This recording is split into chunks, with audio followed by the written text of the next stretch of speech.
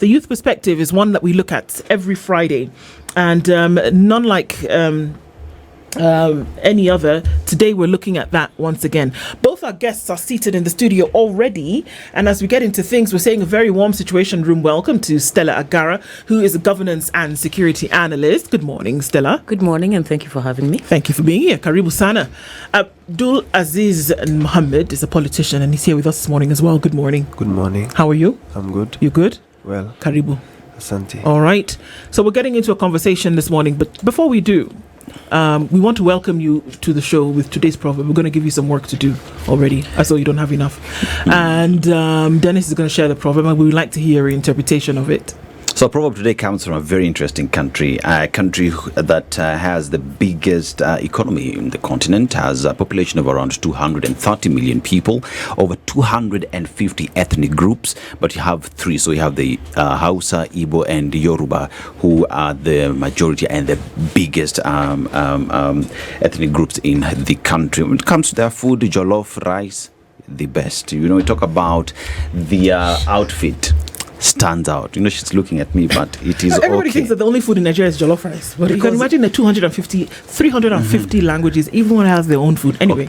Let me talk about swallow. Swallow is also one of the foods that they do have. Please, don't mind me. But let's go to the proverb, right? So, water doesn't go bad unless it has salt. Water doesn't go bad unless it has salt. Stella, how would you interpret that? I'm guessing water remains pure unless it is corrupted by somebody or somebody adds something in it. Many times, most of the items that are introduced into water will show up in the form of either objects or chemicals or salts. And so I'm just thinking, you can't spoil a good thing unless you add things that should not be in it. Abdulaziz, how would you interpret that? And water does not go bad unless you add salt, and it generally means, and everything that is good only becomes bad when something bad is introduced to it. And in relation to our country and our state, I don't know if I can relate it to it. Your interpretation is always right. Kenyans were very patient and very calm, and until their emotions were triggered. Yeah. Well put. Oh, there you go. Yeah. You know, well, all right. So even as we get into this conversation this morning, and when we have conversations around the youth perspective, I think it has been perceived that we are only saying, look at the contribution that young people then would make towards politics or towards governance. But they can also be, listen to what the opinions are of the younger generation about what is happening in the country at the moment, or what we are saying is required to be done. And that would be the thrust of our conversation this morning. That it would seem as though it was the politicians or the pundits or those who are already in the game who had anything, if there was anything to say about what was happening. So today we are looking through opinions about things that are happening and looking at that from the lens of the younger population, who we already know, we've been told a million times, 75% of the population is younger people. So then their opinions matter, right? And it's not just about a young person who wants to be a governor or a young person who wants to be a member of parliament. It is that the majority of the population is also thinking and is also proactive about the things that are happening in the nation at the moment. So we're going to go through some of those things this morning, and we're going to look at what opinions are and probably food for thought for what needs to be done about some of those things. So let's start off, because we are going to be looking at a number of issues. Let's start off with a number of things that have been said by those in positions of authority across board. We'll start with the president, when he did make a mention of what police officers should do, whether it was coming from a place of emotion where he was angry and saying we can't have this destruction of property continue, but he did give an order where he said go ahead and maim.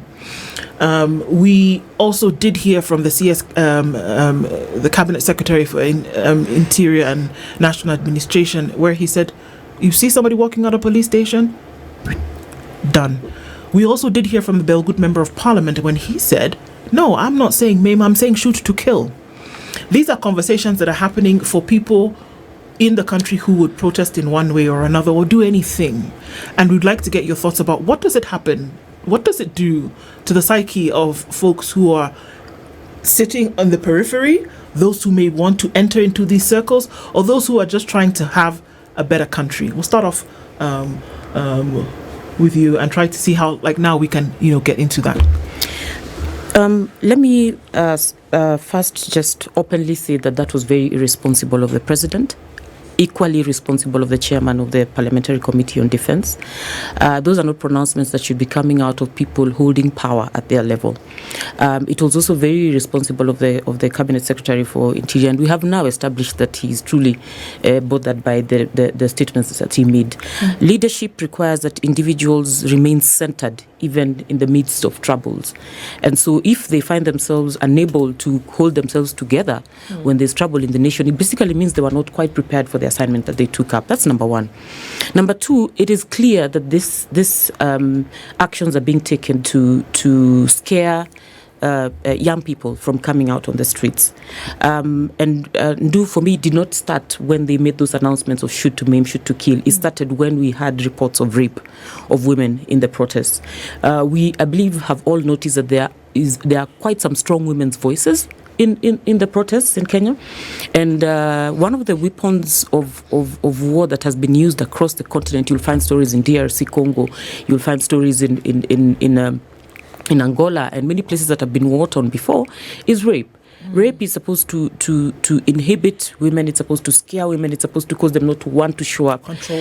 Control women. And in many places, sometimes it's not necessarily even just rape. It's the fear that there could be sexual abuse that causes women sometimes not to come out and work late in the night in a 24-hour economy.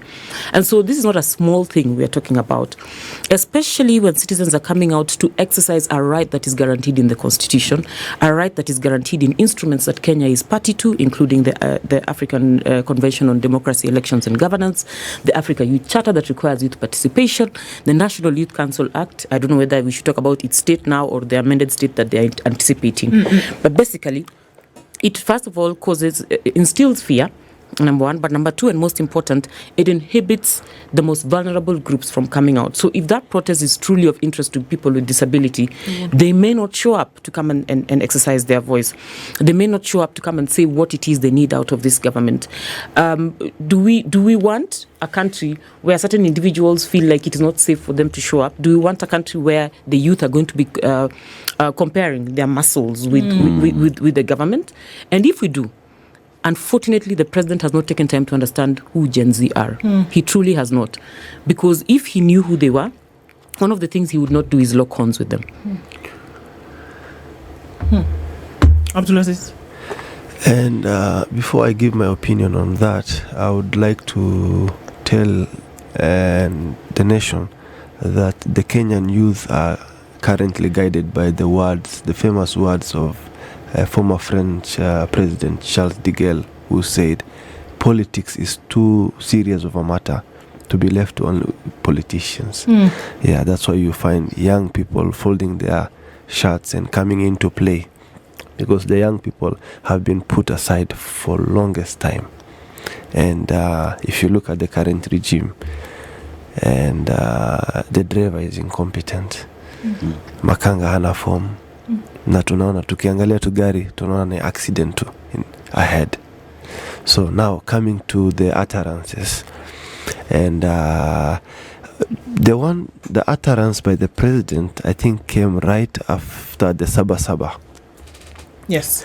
And if you look at the Sabasaba day itself, I think the death toll was around 31 deaths. They're giving after 25th of June and Sabasaba combined is coming to about 39. Yes. Yeah. So you can imagine, such utterances coming from the head of state in such a mourning period. It shows insensitivity and irresponsibility. And we will like to look at these things semantically. Why did this come in? Why did the statement come in Swahili? Was it a deliberate move? Because we know, for one thing is for sure, that the sentiments were just a subtle endorsement of the existing police brutality, which the young people were coming out to condemn. Okay? Now, we look at it semantically. We know for sure the big brothers are always watching. And this statement came in Swahili. So, was it deliberate that if later the big brother asks, it was to give room for excuses, like I was misquoted, taken out of context? You get my point? So I think there's a lot of hypocrisy in these statements. And then the second thing, why are the people around the head of state, or the ones who are saying this, why are they still roaming freely? Why are they not being summoned? Yeah, because if I were, as Abdulaziz, to make something similar to that, before even we are done with this interview, you would find a fleet of Subarus fueled with our own money outside these studios. So I think we don't live in a country anymore. We live in the satirical book of George Orwell's The Animal Farm, where some animals are more equal than others. Yeah. But then again, you look at the situation where we are as a country, and the right to demonstrate, Article 37 is there. The article of movement, Article 39, you're supposed to move within this country and no one should ask you where it is you're going. But you look at the demonstrations and how that happened, and these are actually the articles that were disrespected by those with the responsibility of maintaining law and order. But then again, you hear what the president say, and you want to look at it in terms of semantics, Swahili, to create all this confusion and whatnot. Yesterday I saw the French ambassador speaking some very good Swahili, and that shows you they understand what it is that is happening in the country. But there is a semblance of mtadu, I am in power, you need to respect me. So when you talk about this, Stella, seems as if we're operating in such a situation where we're supposed to play by the president's book, not the constitution and the law. And unfortunately, we will not do that, Dennis. He definitely wants us to play by his book. He's hoping that he can create new rules for a nation that took a very, very long time in creating a constitution that would favor its people, a constitution that was created to respond to a very repressive environment. We had a government that did not care about the people, but most importantly, we had a government that did not care about harming its people to cause them to comply. I remember during Moi's time, there was a time when the multipartyism had started, and I will betray my age even as I continue to tell the story. I had been warned by my mother and by my teachers that we were not allowed to put up the two-finger sign, because apparently, if you do so, you will disclose your intentions to support the opposition, and Moi did not want an opposition. There are communities in this country that do not have one finger because they tried to raise two fingers. They were cut. You will find them today. They exist in this nation. So when we come to a time when we have another president saying, shoot to maim, is he saying that he also wants to leave a stamp of young people who do not have legs walking around this country, having a mark that they tried to oppose him? This country has a constitution, and as Dennis, you mentioned, Article 37 guarantees the right and freedom to assembly, picketing, petition, etc. Apart from that, even as the constitution proceeds to provide those rights, it also provides the circumstances under which those rights can be delimited. The limitation of those rights is not something that is just done on a carte blanche by the cabinet secretary or by whoever. There are rules around which that kind of limitation is done. And one of those is to ensure, I think it's Article 24, sub-article B or C, to ensure that as you're limiting that right, you do not derogate it. So when the president says, Amuta tusumbua, nimechoka, enough is enough, what is he saying? If we have something to say, in this nation, we have a right to say it. Even without that constitution, one of the things he must understand is that the people who have given him power, by virtue of the social contract, have a right to remind him when he's not serving them the way he should. Number two, apart from just derogating the right, it also should not take away the spirit and the core of that right. So the spirit of that particular provision was to ensure that when people go to the streets, they don't get beaten. You've seen the Reverend Joyers being beaten on the pavement. So it shocks the nation every time it shows up on TV because we don't know how, Africans don't know how to mistreat people of the collar. So when you see someone being beaten up and then you ask what they're being beaten about and you realize it's governance, the constitution, It jolts you, And now we have a president who thinks he can cause all of us to shut up, not tell him that we don't like what he's doing. I mean, though I'm talking about things as simple as telling him that we don't like the projects that you're running. Right. He or has even the manner in which you're running. He has forgotten that we, as citizens, have a responsibility to select the projects that he's going to be working on, because in the contract we have with him, we cede power, we cede resources in terms of taxes, and then after we cede those resources, we tell him what to do with our money. He has completely lost his mind if he thinks that the citizens of Kenya are going to operate in a space where we first of all are afraid of him, and then we don't tell him what to do. And number 3, and most important, he has completely lost his mind if he thinks Kenyans are children he can tell what to do, and then they need to shut up and comply. Unfortunately, he comes from a background where, not necessarily a background, but basically he comes from a history of having not supported the Constitution of Kenya 2010. So it's no surprise that he's behaving the way he's behaving. Okay, but I want to bring you in this, because we around this conversation oftentimes, and I think actually that we do it, and maybe it's wrong, when we use the word kids or children. Yeah. Right? When I think kids and children, I think of kids and children. I think of the children in the house that you need to provide a meal for, and you need to do this. And that is the reference that is being used, not just by the president, but others even in the conversation, and talking about the kids on the children in the street. And I say, no, they're not children or kids in the street. These are Kenyans who are actually fighting and protesting for something to be better in the country. So I think even the references that we use, the words that you speak come from an abundance of your mind and heart. So you can imagine that this irritant that is trying to tell me how to run things is just a child that I can swat away or ask to go sit in the corner. And I think even as we use the words, we shouldn't say children or kids, because then it then gives rise to that's what you think, that somebody's bothering me. I want to go play with something in the corner over there, and then you wouldn't bother me, But it's not, and that's why we started the conversation that we started this morning, because there must be an opinion, there must be a contribution to this conversation, to this discourse, to this action. And so, do you think that because anybody who wants to get rid of this irritating situation is saying that all the millions of people who are in the street they're just kids who don't know what they're doing? Is that not a wrong way to look at it? The problem with this regime is they seem to be very confused on so many matters, because some of us may be the same age as their children, but we're not children anymore. We understand, we even understand the game better than them. You get my point? So that is, I think, the problem and the confusion. And coming on what Dennis has asked about the 2010, the Constitution and the rights, let's look at this thing realistically. And I am a very straight shooter, because the people around the power are not speaking truth to power. Then we are automatically obliged, and it is duty upon us to speak truth to the people in power. Coming to the Constitution, there's a famous chant about one term, which even they even tried to criminalize. Now I have a different opinion on that, and that is something I can comfortably say, that William Ruto is a one-term president, just like Kibaki and Uhuru were one-term president. How and why? Unless this regime have suspended the 2010 Constitution, anytime a president is being sworn in, he is sworn in for a one term. Unless with the current regime it was different, they were sworn in for 2 terms.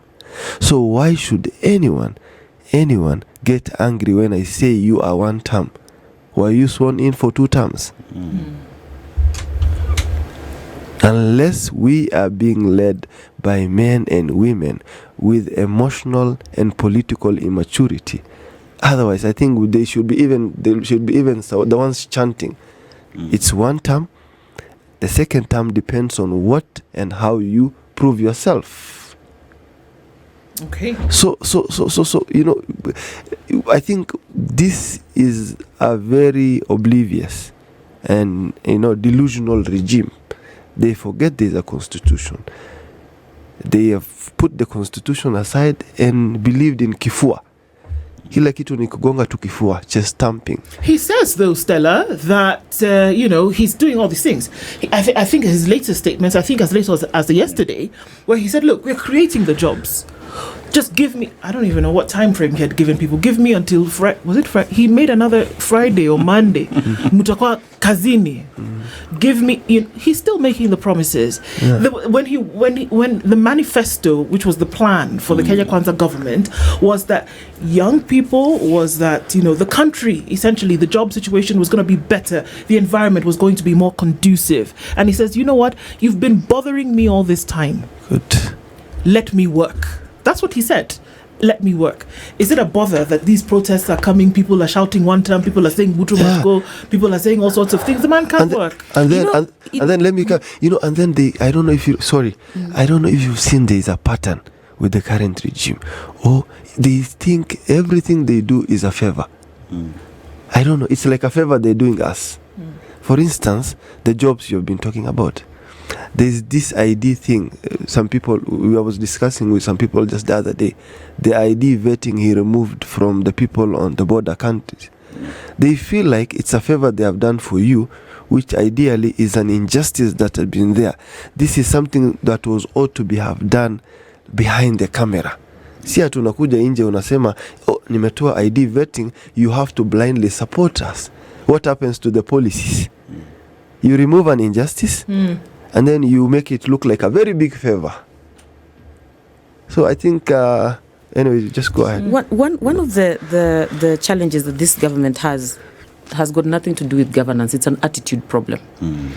When you have a government that thinks it can address you like a child, and I'm glad you brought it up, Ndo, because I'm so fed up of listening to people saying, we are addressing the president as a father. We are appealing to your side as a father. He has already proven that he is completely unable to see the Kenyan people as his children. And so any of us bringing ourselves to a place of addressing him at that level is causing him to actually have more power to continue patronizing us. The entire establishment, especially the people who speak for him, or at least are purported to be speaking for him, have consistently gaslit Kenyans. You say one thing, they tell you the other thing. And it's almost like they are so bitter about something that they just want Kenyans to feel bad every day. So they will find something worse to tell you about things that you say you don't like. You tell him that you don't like this affordable housing thing because you're paying for it and somebody else is collecting the house. And then he comes and tells you you're busy disrupting work. You need to let me work. What are you doing? Who are you working for? Who employed you in that job? Just as a reminder, in case his mind is where Mugabe's mind was when he was being asked to leave and he's saying, where should I go? He needs to be reminded that he was employed by these Kenyans. He needs to be reminded that he's being paid by these Kenyans. Some of those Gen Zs who he's seeing on the streets are actually people who pay him because of the kind of business that they're engaging in. But aside from that, I'm thrown aback every time people say that it's just the youth who are on the streets. That it's just Gen Z who are on the streets. You know, one of the things I learned, I supported Baba for a very long time. I have supported Baba's campaigns from the time he was in LDP. And yet you speak in history. Why? So because my mind has departed from that place for quite a while now.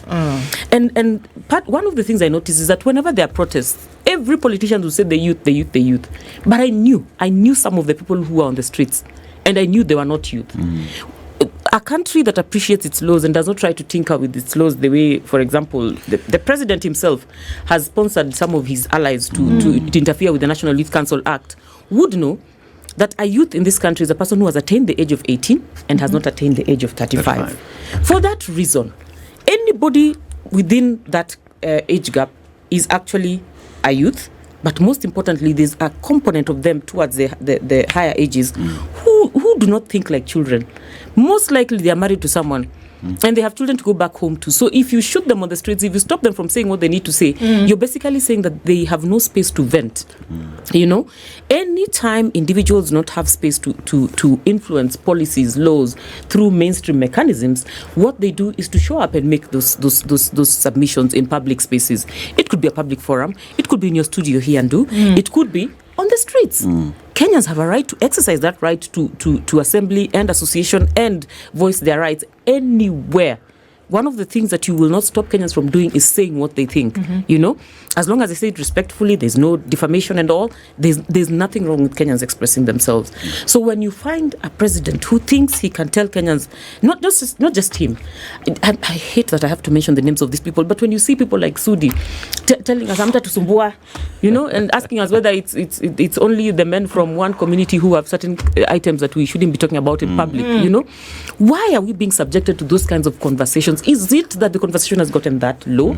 Is it that they have nothing more valuable to offer? Or is it that Kenyans have allowed mediocrity for so long that any kind of rubbish, passes with our government? Yeah. I think we must ask ourselves difficult questions. We must ask ourselves difficult questions about what we view as a leader and what we vote for as a leader. But most importantly, we must ask ourselves, what can we do about the recall clauses we have, about the right, that particular right that is now being fought tremendously. And if we are not careful, this government may actually take it away completely and ensure that they do not take away that which was guaranteed in our constitution. But number 3, and most important, as you mentioned, that we get this government to begin to understand that they're not just functioning under the manifesto of Kenya Kwanza, but they're also functioning under other instruments that this country has committed itself to. Ruto may not have been a president when this country became a party to the UN Security Council Resolution 2250, but he has a responsibility to ensure that there is youth participation in governance and many other processes, including prevention of violence and governance itself, to avoid finding themselves in the area of crime. These things are being monitored. It is not just the previous governments that are being tested on these instruments. Even his government is being tested on these instruments. We need to remind them that this country has a people who have been undergoing a lot of education. They are not the same people he knew. We are fundamentally different now. We have understood our laws differently. And the growth of democracy in our country has caused deep education to happen amongst our people. That is why most of our neighbors are surprised when we're able to discuss our budget, our constitution in the detail that we do. Because for most of them in their countries, they haven't gotten to a place of that kind of access. For as long as the constitution allows that kind of access, people will continuously be informed. This is irreversible. Even if he does not allow this to happen through our mainstream education system, our dining tables at home when you're having dinner are now civic education spaces. It cannot be avoided. I would rather they shape up or they jump ship. Now, it's a question of shape up or jump ship. Now, let's look at the issues that the young people, Kenyans, are pretty much just telling the president as they went to the streets. Because remember, all this started during the Finance Bill 2024. Now, let's talk about accountability. Is it a favor? I would say no. Talk about police brutality and corruption. Cost of life inflation is high, Mr. President. Please make it affordable for us. And you look at the issues that were being raised, and someone says, nyinyi watoto wazazi ongereni na watoto wenu, mimi hata niletea mchezo. And one asks the question, the president thinks one would say that he's greater than the people of Kenya, or even greater than the constitution that has donated the power for him to be in that office. And as these conversations continue going on, you hear his lieutenants going to the streets and saying whatever it is they have to say. But there is a semblance of silence from institutions that are supposed to oversight or ensure that there is some semblance of normalcy in the country. NCIC is quiet, yet we know whatever it is that has been said. No investigation has been opened against Murkomen, even the president himself, on the utterances that they have made. And one asks the question, the institutions that are supposed to ensure that justice is given to the people of Kenya and the law is respected are silent. Have they been captured? Abdulaziz? Not yet. They haven't been captured. And as I said earlier, we still live in that book, The Animal Farm. Clearly. We don't live in a country called Kenya anymore. And mine is to remind the people in leadership and urge them just to calm down emotionally. Whether they'll have to go through anger management courses, they just need to calm down. And remember one thing, that the president applied for a job in 2022. I was among the people who approved his job. I am his employer. And as things stand, I am not happy with how he has done. I'm not happy with his scorecard. This is a government that sold to us a dream. in the name of the plan. This is the government that campaigned on the promises of uplifting the lives of Mama Mboga and Boda Boda people. The same Mama Mboga and Boda Boda are not happy. They feel like they've been conned. So I am people should consider, these people should see me as the employer. And one would wonder what happens, what kind of discussions happen in these cabinet meetings. Is it either they are discussing killing Kenyans or stealing from Kenyans? What do you think needs to be the point now of action? Because we talk about. I keep saying that we can lament. We talk about we lament, and we go into lamentation over and over. But there has to be at some point. I think any inspirational speaker, anybody will say, okay, yeah, have a good cry, talk about how bad the thing is. But at some point, even David in the Bible or others who would take off the sackcloth, go take a bath, and face the thing head on, right? So what are the action points? We can protest. We can. And I think even when you start to think about this is what needs to be done, you put yourself up for a position of leadership because you feel that you can, because you have the character and or the integrity and authority to do so, or start to have conversations with people about what we can or you talked about dinner tables being centers for civic education in this day and age. But what need to be the action points? Because we must move. We must move from a place of we can see how bad it is. And unfortunately, every day invites a new scenario when something is worse than the day before. Unfortunately. But do we take it all in stride? And then what do we do? And it's for everybody. It's collective. It has to be done in concert. But what are those action points? Whether you're in government or whether you are watching or whether you're in a different space. And we'll take that. We'll start with you, Stella. Previously, several years ago, I started answering that question. I was first start by saying the youth need to educate themselves, they need to engage in research and begin to understand the governance systems. But we now know that they are taking a lot of time to educate themselves. As a matter of fact, they found creative ways of ensuring that they have information on governance. So they should continue doing that. Number one, engage in a lot of research, engage in in-depth discussions about our governance, and constantly find opportunities to input into the governance of this nation. As part of that, I'm also saying that they should not stop doing what they're doing, whether it is interventions on the laws by submitting memoranda when there's public participation, or submitting questions to their representatives in the National Assembly so that their representatives can ask those questions at question time. Whatever it is, that the mechanism that they can use to influence policy, they should actually take advantage of right now. Number 3 is anything that requires them to go to the streets, they should not shy away from it, because it is still a right guaranteed under our constitution, irrespective of the ills that this government has decided to commit around the same. Now, I'm troubled. I'm troubled because several years ago, I attended the United Nations General Assembly Special Session for Children. When I went there, I was just excited about being in New York and shopping. Yeah. But then after certain conversations, I realized that there was a lot of conversations about national youth councils and ensuring that there's youth leadership with legacy. So coming out of that place, I really committed myself to implementation of National Youth Council acts to provide space for young people to participate. At the time of coming out of there, at least the region of East Africa had been organized in such a way that we would be working together to push for a National Youth Council. Kenya and Tanzania were the only countries in the East Africa region that did not have National Youth Councils. The rest of the countries had National Youth Councils. All those councils are elected. They are not appointed by a cabinet secretary, they're not appointed by a president, they are elected. And the election process is normally open, observed by the entire nation and the electoral management body. And so when we got the opportunity to influence the creation of a National Youth Council in Kenya, I representing my organization at the time, the Africa Youth Trust, and a few representatives from the youth agenda at the time were able to support the Ministry of Youth Affairs in pushing for the establishment of a National Youth Council. This president, who is troubled by the youth today,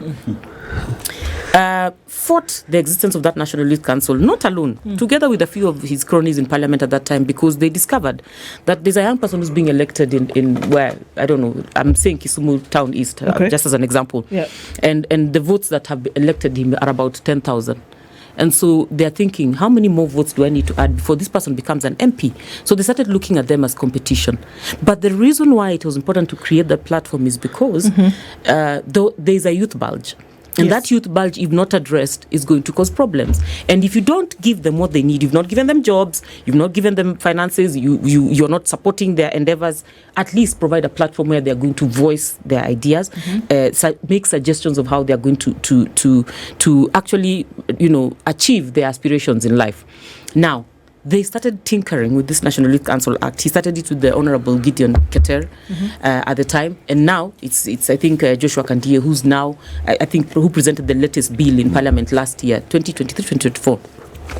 And part of the amendment is to cause this council to be appointed by the cabinet secretary.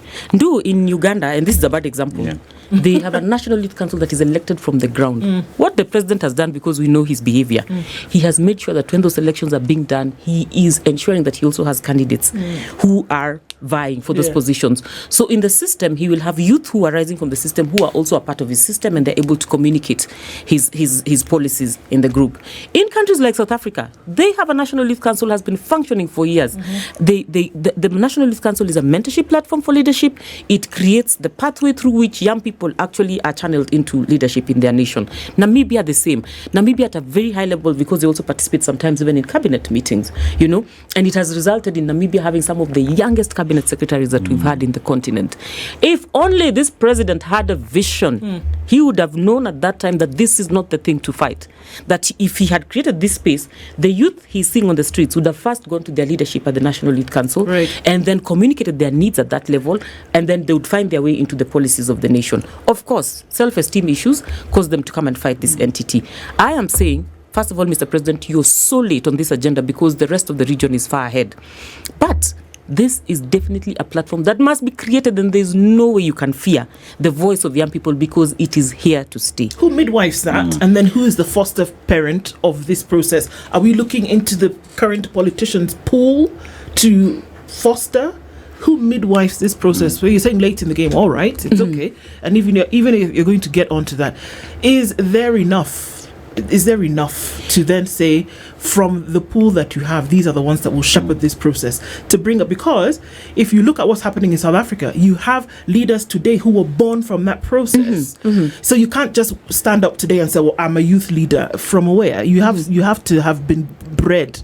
That's why I do agree that a certain amount of experience is needed. Absolutely. Who midwives that? So the beauty of it is that the law itself creates the mechanism that sorts it out and causes it to come to existence. It actually puts the responsibility on the Ministry of Youth Affairs. The Ministry of Youth Affairs is responsible for creating the steering committee that will focus on the elections. It also is responsible for monitoring to ensure that every region of this country is represented in those elections. The bodies that result from that, which is a Delegates Forum and National Youth Convention, at least according to the act as it is right now, are bodies that function on their own, and the National Youth Council is supposed to be coordinating them and convening them whenever there's a matter for dialogue. He would not be asking the former Prime Minister to convene a dialogue if he had that platform, because they could be convened at any point for dialogue on any matter, one matter, many matters. The other thing is that there was a provision for fundraising for that platform, but also for Treasury to fund the platform. I'm seeing what the Honorable Kandie is trying to do is to say that the creation of this bill will not cost any money. There is no way youth will not cost you money in this world. And so, first of all, I think I'm going to ask the president, and this is figurative. I'm not insulting anybody, to put his dogs on a leash. Stop fighting this thing. Figure out a mechanism to create it, and create a space for those voices that Ndo was talking about when he started this show, to be vented in a structured way, and in a way that you can actually have a chance to review the report the way you normally review the National Security Report. Aside from that, Parliament has a responsibility to monitor the implementation of the work of that particular council, and they also have a responsibility to feed Parliament whenever Parliament is making legislation on anything, to feed them on the youth perspectives on the same. The National Youth Council of Uganda is constantly coming here for benchmarking on some of the things that we do in this country. If only we had a National Youth Council, they probably would be the people who would be advising the government on what to do to address the situation as it is now. Because the youth don't trust them. They're speaking to themselves. And they're tired of telling the government what to do. If they had representatives who had a responsibility to speak to government and it was functioning well, then they would be doing it. Right now, we have a CEO, we don't have a council, and the country continues to reel under the weight of educated, motivated, very intentional young people who will not shut up because they know better than their parents and their grandparents what they deserve out of this nation. Young people who also understand what now our budget means. Previously, there were people who could not understand what $1 billion is. Or that there was a finance bill every year. Or that was a finance bill every year. This group knows exactly what that means. They know the import of some of that money being lost. They know when the Auditor General is constantly saying that we are losing this money in whatever. They know what that means in terms of services for them. And so provide a space for those voices to be heard, number one, though, but number two, for that talent to be tapped, Dennis. So if you have brilliant people making brilliant suggestions, you people have invited some of them here into your studio. I've seen many of them in different media stations providing solutions for this country. Why not tap into that resource and ensure that then the country is benefiting from the fresh minds, the fresh vision, because the people we have in power now have lost imagination. They completely lack vision. They have no direction, and that is why they think they can still win the minds of Kenyans with the old ways that we used to have of announcing roads, markets, and God knows what else, when we are living in an AI age and we should be dealing with fresh challenges. Like, where are we going to get the water to cool the servers if we choose to advance our AI technology in Kenya? You know? So, Abdulaziz, with the solutions that are now being put in place, one would assume that these are things that are in the spaces that conversations are happening. There is a need to put the youth of the country into spaces where they intentionally feel like they're contributing to the country. Can this government sit back, look around, and find a solution to this? Can they turn things around? Do they have that time? They don't have it's not an enough time to turn around because they've missed most of the time, and they're almost halfway now. But the most important thing right now that can come as a solution is first to implement the Constitution as it is. But clearly, the Constitution is not being implemented. And the problem, these things, this uprising and the protest did not just happen in a vacuum. This was, a long anger that was coming. As I told you, after the elections, we gave this government, they hyped their campaign and their manifesto. So we gave them a year to see what they're going to do. What did they do in that year? They came with bravado and show of opulence. People, we don't have a Silicon Valley in Nairobi, but people who could not even afford to raise 50,000 shillings before campaign, we saw them wearing 20 million worth watches and other accessories. You see, those are the things that triggered the anger. Number two, the majority, a good number or a significant number of the Kenyan population is considered youthful.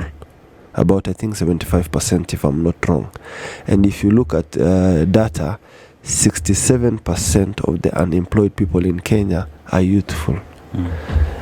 And if you also look at the mean age, the average age of Kenya is about, I think, 20. And the population, 75% of the population is considered youthful. If you look at that, does not translate into public service. That does not translate into policy making, decision making tables. If you look at the average age of the current cabinet, is about 50 something average age, and the population age is about 20. And majority are young people. So don't you see that is like pouring a new wine into an old wine skin? Hence, this the reason why we have problems now. You get my point? Right. So I think something has to be done. The cries and the noise made by the young people has to be taken seriously. And, we should stop bravado and the chest thumping that comes in the form of huyu anachochea hawa, parents should talk to their children. These people are not children anymore. They understand the game better than all these people. If you look at the cabinet composition in this current government, they are the least incompetent cabinet I have ever seen. You're saying the least incompetent? The most incompetent, okay. Sorry. The most, because compared to the cabinet I have lived to, like the Kibaki time. During the Kibaki time, Dennis, I remember there used to be powerful people in cabinet. I was in school. If we hear the names of the George Saitoti, mathematician, a professor in mathematics, Fulani, engineer, but we still have engineers and professors in this current cabinet, but engineers and professors of corruption, not professors of mathematics. And if you look at the level of incompetence in the current cabinet, some of them even are not even qualified to run my poultry farm in Kajiado. Yeah. Are we seeing a shift, Stella, even as we come? Sorry. We have more competent young under 30 people than the cabinet, and yet these are the people who you want to make policies for us.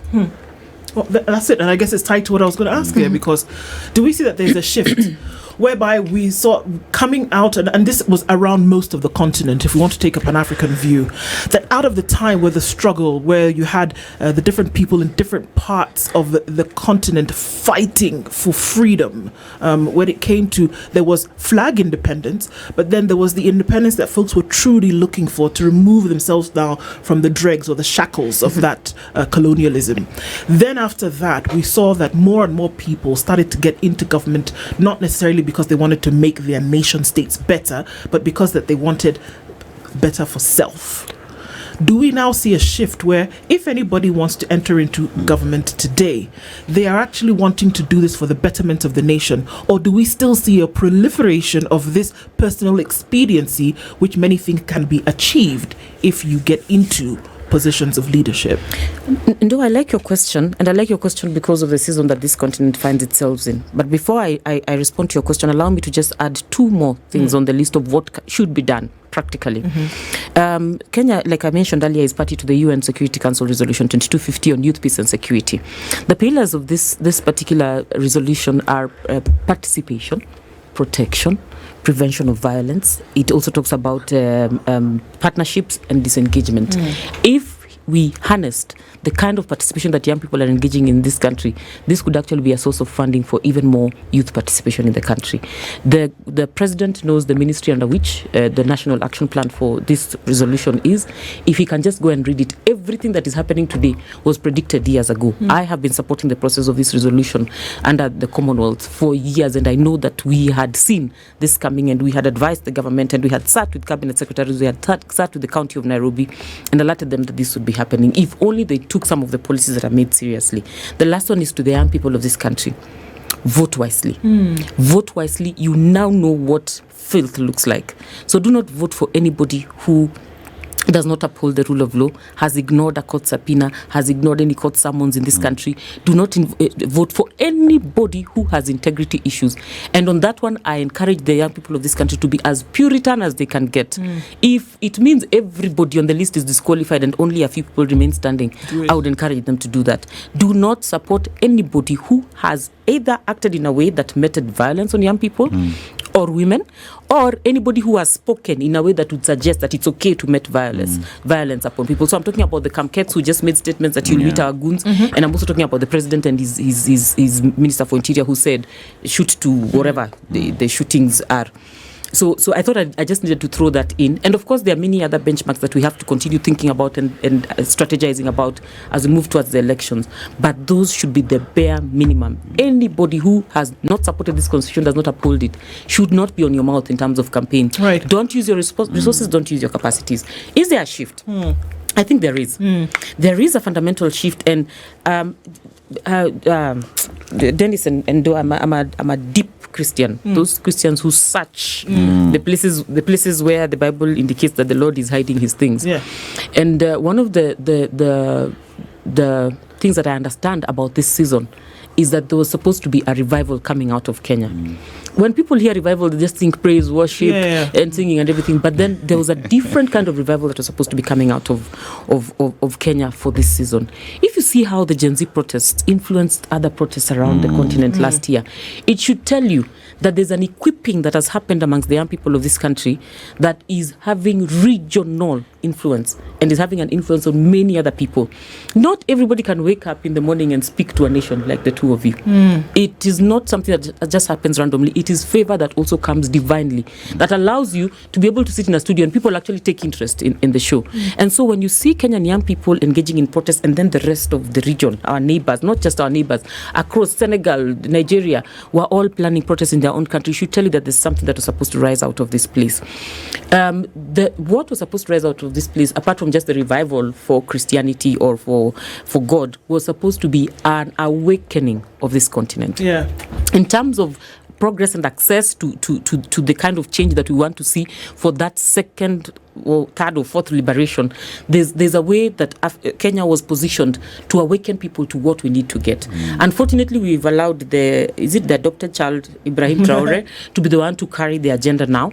I don't think it's a bad thing. Somebody needs to carry the agenda, and if the time has come and the season has come, God will make it happen anyway. But it can be followed. We must reposition ourselves in that place and constantly be the voices of change, not just change in terms of getting access to leadership and getting good governance, but change in terms of ensuring that this continent is liberated from neocolonialism, it's liberated from the other isms that have been problems like that have been affecting women, youth, and all generations, including patriarchy that has continued to cause people to believe that children cannot address leadership because they are children. Of course. I think there's room, and I'm happy about where we are going. I'm just saying we as a people need to know that we are chosen for a very critical assignment, and we must continue to do it. Indeed. Thank you. And our time is up. Final Unfortunately, 10 seconds. I have to go to, the leadership should understand that Kenyan youth are well-read, well-enlightened, and well-educated.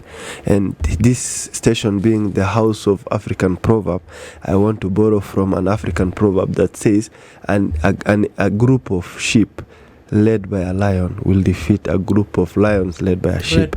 Because of the incompetence, Kenyan young people feel like they are a group of sheep.